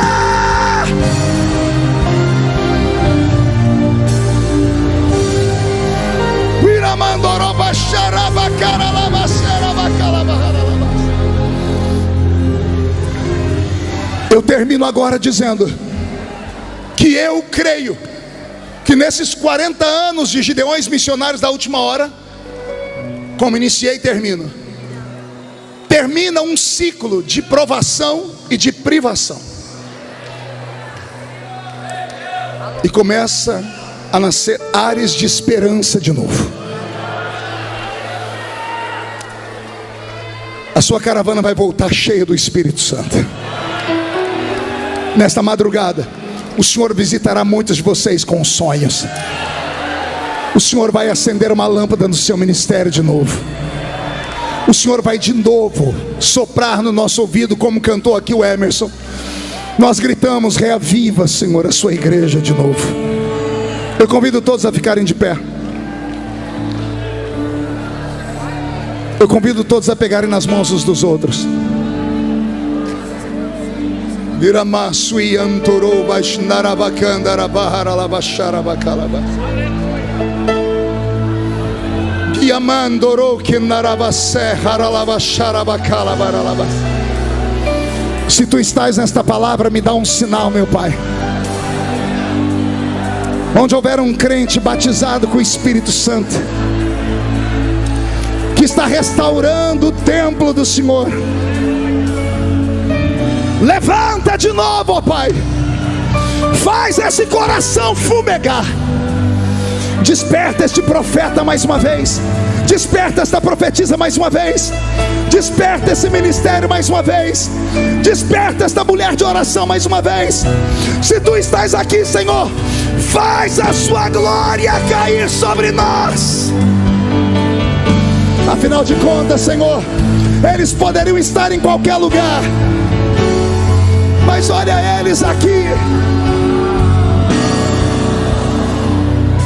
Poderia estar em qualquer outro lugar, mas tua glória me atraiu, tua presença me atraiu.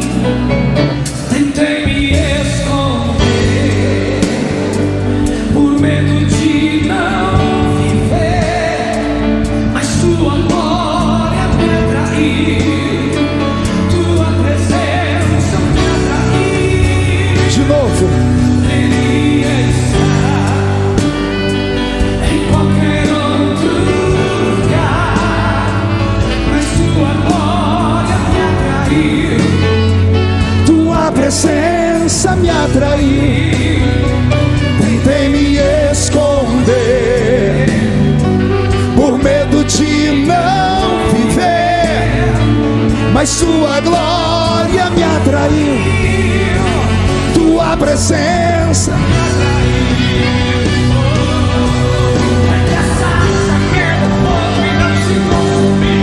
E a voz que saiu dela um dia me atraiu, e o meu coração queimou até que descobriu que um dia com tua glória vale mais que mil. Que a sarça pegou fogo e não se consumiu, e a voz que saiu dela um dia me atraiu, e o meu coração queimou até que descobriu que um dia com tua glória vale mais que mil.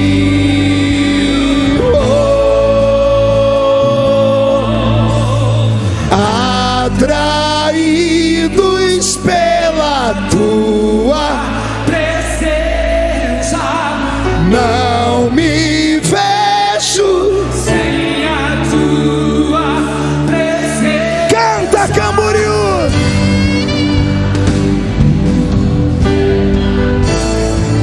É a presença.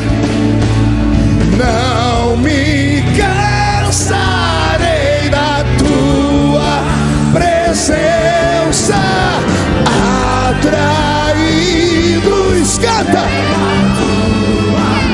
Solta a voz. Não me vejo sem a tua presença. Atraídos. Ai, Jesus. Ai, Jesus.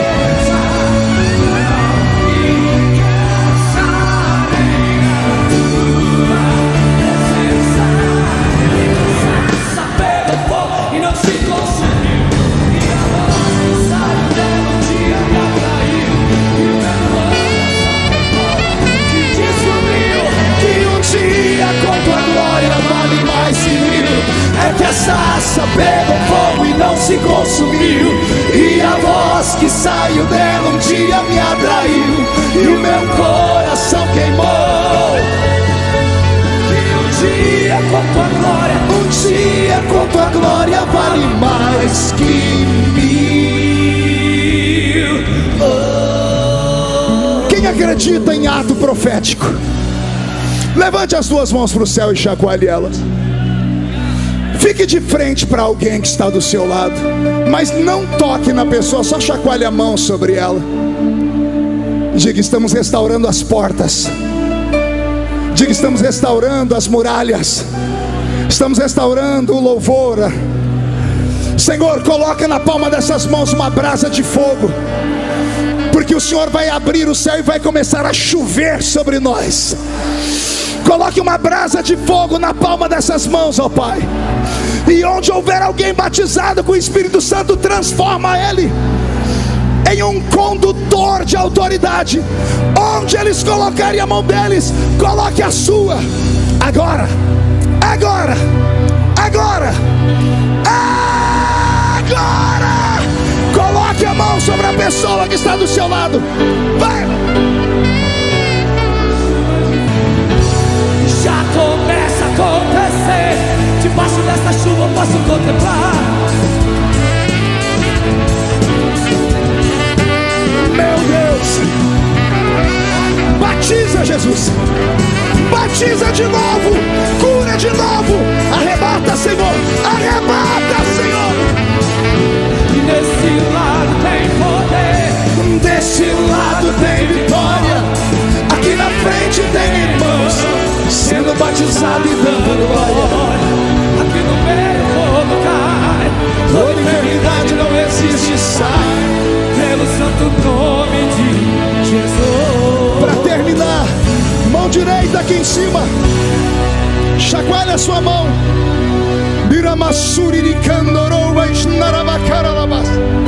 Diga comigo em nome de Jesus: todos os demônios que lutaram contra a minha vida, contra a minha família, contra a minha igreja, que quebraram os muros, que queimaram os portões, que queimaram o santuário, eu ordeno, venha para a palma da minha mão agora.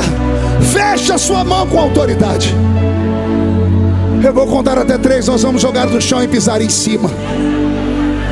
Depois que pisarmos em cima, vamos adorar a Deus com toda a força da nossa alma, porque você vai profetizar para alguém do seu lado e vai dizer: o Senhor está restaurando a nossa fé. Você nunca mais será o mesmo. 1,5, sua família sentirá orgulho de você de novo. 2, quem viver verá para ver o que Deus fará na sua vida depois desta noite. 2,5, haverá um avivamento na nossa nação, e o Senhor nos erguerá como a maior nação missionária do mundo, porque Jesus está voltando. 3, jogue no chão, pise em cima.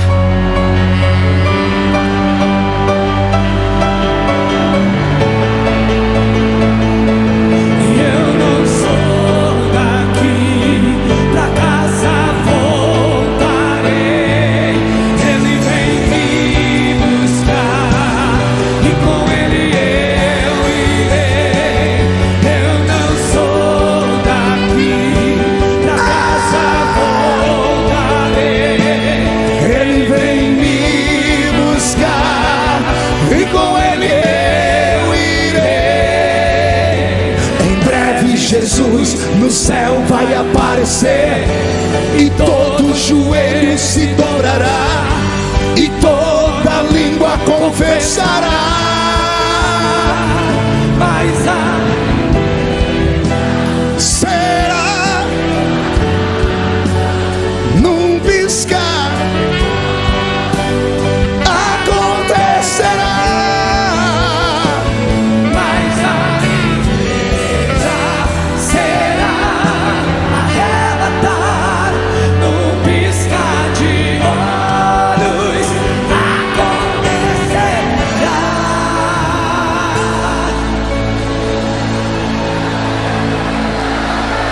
Masuri de Candaraba Xarabaga Lera Masui Anderebe Candorou de Rabas Naraba Xarabacara Lamacandorou Beharabacalabas. Eu tenho pastores europeus aqui. Tem alguém da Europa aqui? Rápido, vem aqui à frente.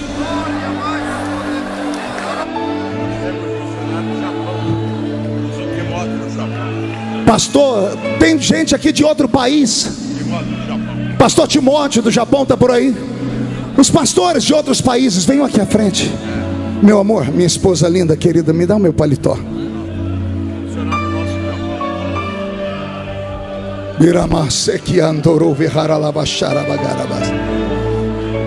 Japão, Portugal, só temos esses dois.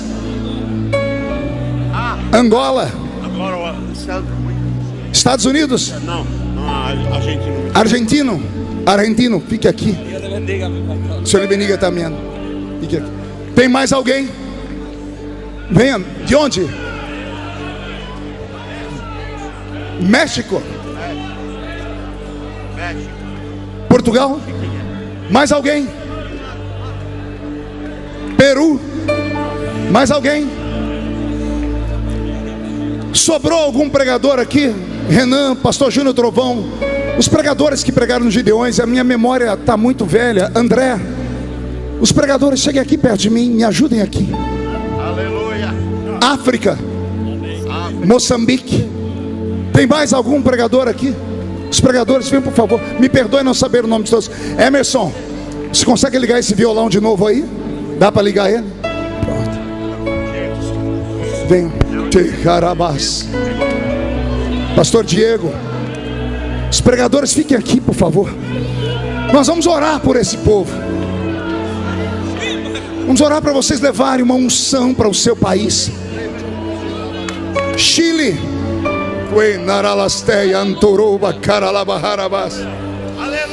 Quem está sentindo Jesus aqui, igreja? Ilha de Siloé. Senhoras e senhores, vocês não saíram do seu país à toa, e vocês não foram levantados pelo Senhor à toa. O país de cada um de vocês viverá dias tão extraordinários, viverá dias tão profundos em revelação divina, que vocês nem sonham. Eu vou pedir que esses missionários, esses homens e mulheres de outro país, dobrem os seus joelhos, por favor. Juneramastei que antrevelecandorobas.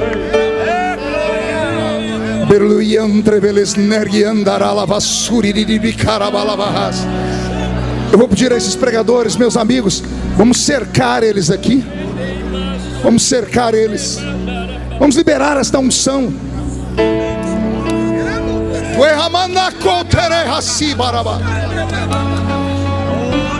Enquanto nós oramos aqui, você que está ligado na internet, eu não sei quantas pessoas estão nos assistindo de outros países. Se você está em outro país agora e quer um avivamento na sua nação, dobre o seu joelho aí agora. Pegue o seu celular ou na frente do seu computador. A igreja está comigo aqui ainda? Que mandar solteria para lastéria candorobas. Deramasui candorobas. Edileuza, meu amor, vem cá. Preciso que você ore com essas duas irmãs aqui. Aleluia. Falei de tantas pessoas, acabei esquecendo de falar de você, meu amor.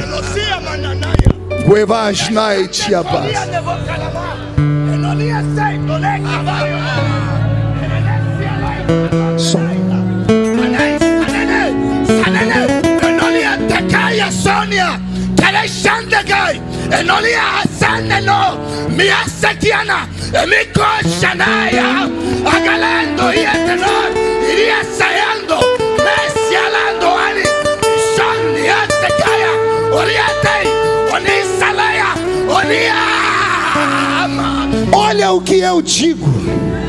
Sou Deus no céu, sou Deus na terra, sou Deus dos Gideões e sou Deus do planeta Terra.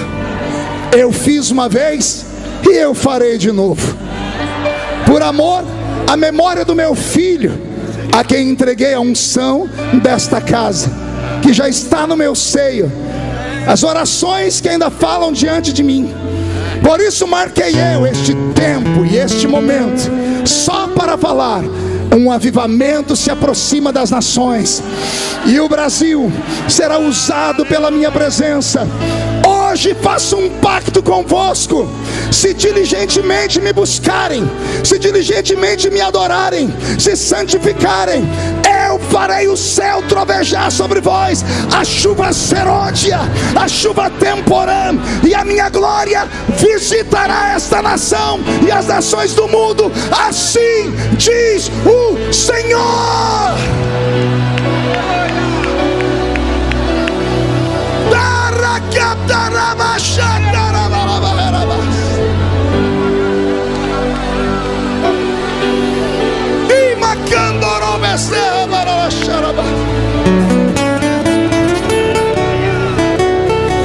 Ai, Jesus, Jesus, faz esse fogo pegar ali também, meu Pai.